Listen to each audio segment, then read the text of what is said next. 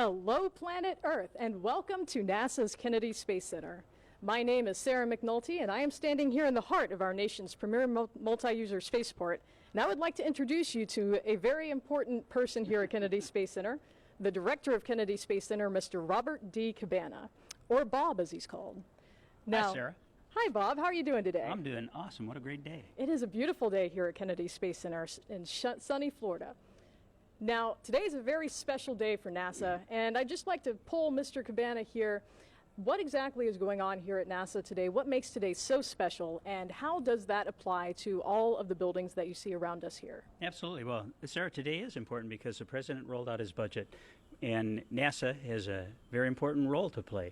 And I think this is great because the President's budget confirms and shows his confidence in NASA and the track that we're on in all that we're doing. And nowhere is that more evident than here at the Kennedy Space Center as I look out behind us. In fact, why don't we take a little tour of what's going on? Beautiful. Let's go. Absolutely. So if you start out over on my right here, on the left on your screen, and you can see what used to be orbiter processing facilities. In OPF 1 and 2, on the left of the screen, we now have the Air Force X-37 space plane operating out of there. I think what's really cool is we zoom in on OPF Bay 3 here, which is now the Commercial Crew and Cargo Processing Facility, or C3PF. Boeing has taken over, and they are building their CST-100 Starliner commercial spacecraft to take crews to the International Space Station. Moving on from Boeing, as we slide across the vehicle assembly building that we're going to come back to later, the next major structure we come to is the Launch Control Center. And in Firing Room 1 in the LCC, we've totally configured it to support the launch of SLS and Orion from Pad 39B. In fact, if we come across, you can see Pad 39B as we zoom in here. We've gone to what's called the clean pad concept. And it's not unique to any one rocket. The rocket rolls out on a mobile launcher that's unique to that rocket, but has a common interface at the pad. And then the pad supplies all the consumables, electricity, air, everything the rocket needs. So in addition to launching SLS and Orion from Pad 39B, we can launch other rockets, and we're working on that right now. But you see the state-of-the-art lightning protection system, the refurbished water sound suppression system. It's got all fiber optics going back to the Launch Control Center. Absolutely awesome. And one day, we are going to launch astronauts to Mars from that pad. As we pan further south down the Cape, we come to Pad 39A, which we have a use agreement with SpaceX on. And this is an historic pad. All the flights that went to the moon launched from Pad 39A, and almost half the shuttle missions launched off Pad 39A. Now, the shuttle infrastructure is still out there a little bit, but they're in the process of taking it down. There's a huge horizontal processing facility out there for SpaceX, and that pad has already had 5 commercial launches off it. And it's going to be from that pad that the Falcon 9 with the Crew Dragon launches to take crews to the International Space Station. As we pan further down from Pad 39A, we come to Pad 41.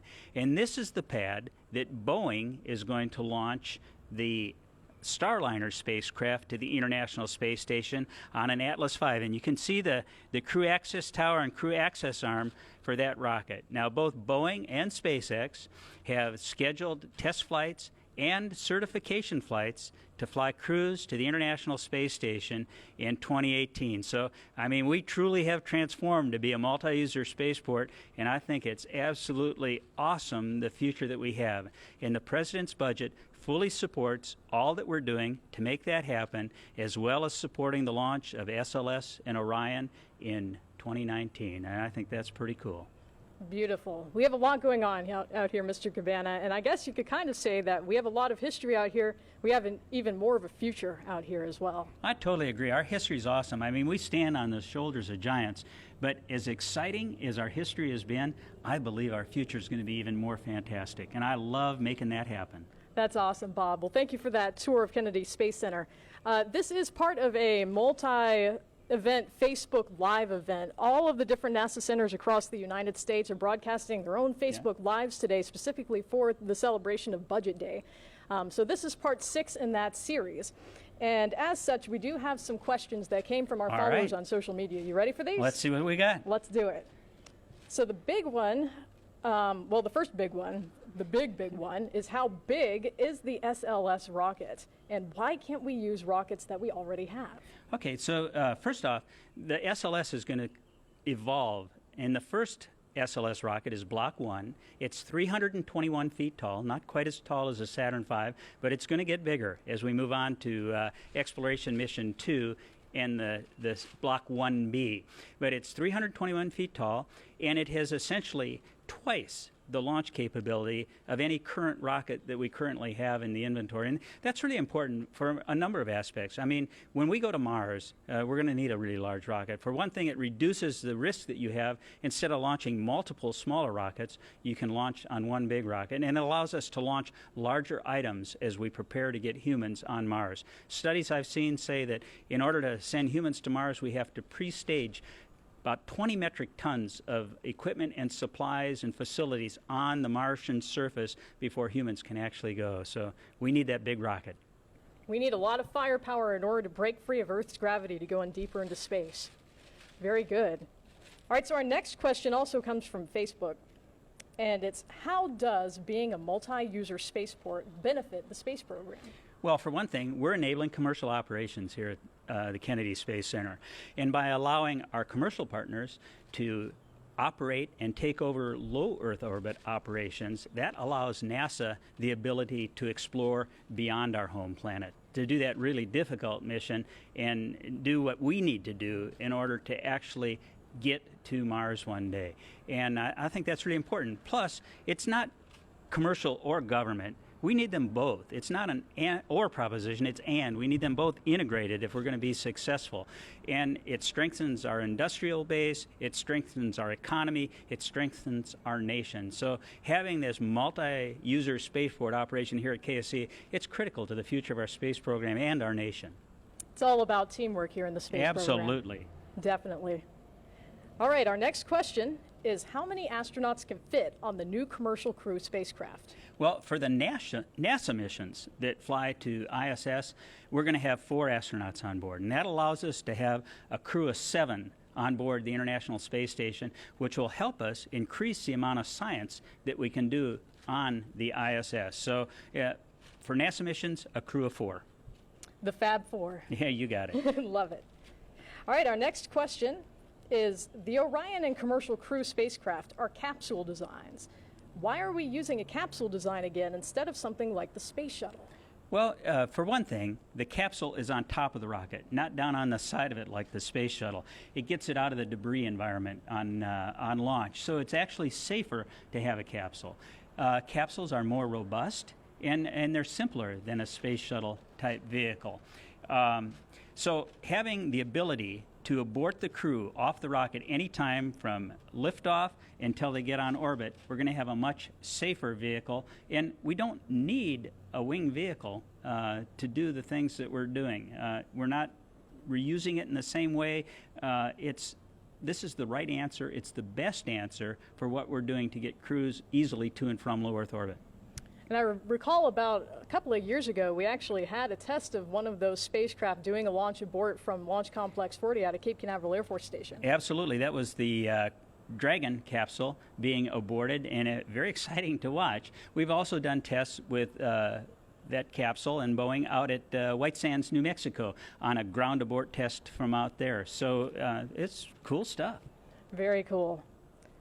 All right, our final question from Facebook is, what is your biggest challenge going forward? Oh, we got tons of challenges here at the Kennedy Space Center, but I think the biggest challenge we're facing right now, it's keeping all the infrastructure modifications on track to support the launch of SLS in 2019. At the end of this calendar year, all the infrastructure, all the construction of all the infrastructure and facilities needed to support the processing, launch, and recovery of SLS and Orion will be complete. And then the next major element that we got to get done is getting all the spacecraft control and ground control software necessary to test and launch the vehicle. So it's a huge challenge, but we're on track and we're going to keep on it. Takes a nation, folks. It's really incredible what these engineers do out here. Just the entire workforce at Kennedy Space Center works tirelessly towards the same goal. It is a great place to be. I can't imagine being anywhere else. Awesome. Well, thank you very much for that Q&A session, Mr. My Cabana. pleasure, Sarah. At this point, we're going to go ahead and toss our feed over to my colleague, Derek Matthews, inside of the Vehicle Assembly Building. Now, Derek is standing on top of one of the platforms that the Space Launch System rocket, NASA's brand new rocket, the SLS, is going to be going into deep space. That rocket is going to be assembled using the platforms that he is on. Derek, how you feeling in there? Hey, sir, it's a great day to be alive here at Kennedy Space Center as we continue towards a quest for deep space exploration. And I'm sitting here in the iconic Vehicle Assembly Building with GSDO, Ground System Development Operations Programs Associate Program Manager, Sean Quinn. Sean, how are you doing today? I am doing absolutely awesome, Derek. I'm standing here in High Bay 3 on B platform, 300 feet above the surface of the floor, where we're going to process the world's largest launch vehicle, the Space Launch System, and the Orion spacecraft that will take astronauts farther than they've ever been. It's a great day. Sean, it's an absolute exciting time here at Kennedy as we continue to strive towards deep space exploration. And we have a lot of fans and followers of Facebook at home who have some questions for you. So just a few moments of your time, answer a couple of questions about what's going on out here at Kennedy Space Center. How many rockets can actually get inside of the Vehicle Assembly Building? Well, the Vehicle Assembly Building was originally built for the Apollo program, and it was designed to support assembly, test, and checkout of 4 super heavy lift launch vehicles, the Saturn V. And so we have 4 VAB high bays here in the VAB. We happen to be in VAB High Bay 3 right now. We have just completed installation of 10 VAB platforms. And so we, for the SLS and the Orion program, we are only supporting 1 high bay, and so we have 3 additional high bays that could be used by commercial providers or other government users to be processed here at the Kennedy Space Center's multi-user spaceport. Very good information there, Sean. How do we actually get the rocket from the Vehicle Assembly Building out to the launch pad?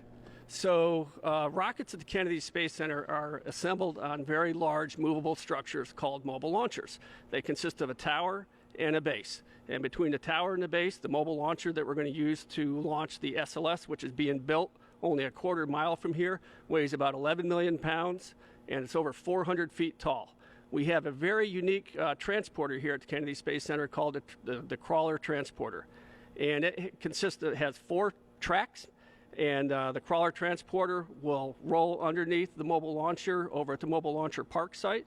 It'll lift up the mobile launcher, bring it into Vehicle Assembly High Bay 3 right here, and then parts of the Space Launch System will be brought in by rail or by barge, and we will stack the twin solid rocket boosters on the mobile launcher. They're the 2 big white rockets on the side of the Space Launch System.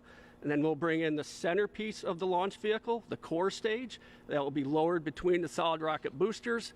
And then we'll bring in the upper stage, the interim cryopropulsion upper stage. That's what's really going to propel Orion around the moon. And then once we've mated the ICPS, or the interim cryopropulsion upper stage, to the core stage, we'll bring Orion in. And then the Crawler Transporter will come in, go underneath the mobile launcher, pick up the mobile launcher with the SLS and Orion spacecraft. It'll take it out to the launch pad. It'll take about 6 or 7 hours. It'll go at about 0.8 miles an hour, set the mobile launcher down on the launch pad at Launch Complex 39B, and that's where SLS and Orion will be launched. Now, it turns out that we had just completed a significant upgrade on the Crawler Transporter for SLS, and the Crawler Transporter will now be able to carry over 18 million pounds. Looks like there's a lot of work happening out here at Kennedy Space Center and within the Ground Systems Development Operations Program. Sean, my final question for you today is, why do we stack the rockets in the Vehicle Assembly Building in a vertical position? Well, during the Apollo program, the Saturn V was designed to be assembled vertically. And so all of the ground systems at the Kennedy Space Center, such as the Vehicle Assembly Building and the mobile launcher, were designed to support vertical assembly of the Apollo Saturn V. For Space Shuttle, we did the same thing. The Space Shuttle had solid rocket boosters, 4-segment solid rocket boosters. The Space Launch System will utilize the Heritage solid rocket booster design from Shuttle. It'll be 5 segments instead of 4. Those solid rocket boosters are designed to be assembled vertically. And so therefore, in order to leverage the heritage capability of the shuttle program and for the ground systems, we're going to assemble the Space Launch System vertically, largely to minimize cost. Sean, thank you so much for your time and joining us today to answer some of the questions of our Facebook followers. Now I'm going to send it back to OSB2, where Sarah McNulty is still standing out there with the Center Director. Sarah, take it away. Thank you very much for that, Derek. That was an awesome backstage tour of the Vehicle Assembly Building. Absolutely. Just, you know, who gets to go inside the VAB? Not many, but you do. And it's pretty cool looking down, you know, seeing those cutouts, seeing how big that rocket's going to be with those platforms in there. Just amazing. That's right, and it's really interesting to get that juxtaposition of a human being right next to the holes for that Space Launch System rocket. It really just drives home how big and powerful this rocket is going to be, getting us into deep space. Well, I want to thank all of you for tuning into our event here today. Before we close out, Mr. Cabana, do you have any final words for our audience? No, I just think this is an absolutely exciting time for NASA, for our nation, for spaceflight. There's just so much going on, and a lot of it is happening right here at the Kennedy Space Center. I couldn't be more proud of this amazing team here, how hard they work to make science fiction science fact on a regular basis. Beautiful. Well, thank you very much for joining us, Mr. Cabana, and thank you for joining us on Facebook as well. Now remember, guys, shoot for the moon, and even if you miss, you'll land among the stars.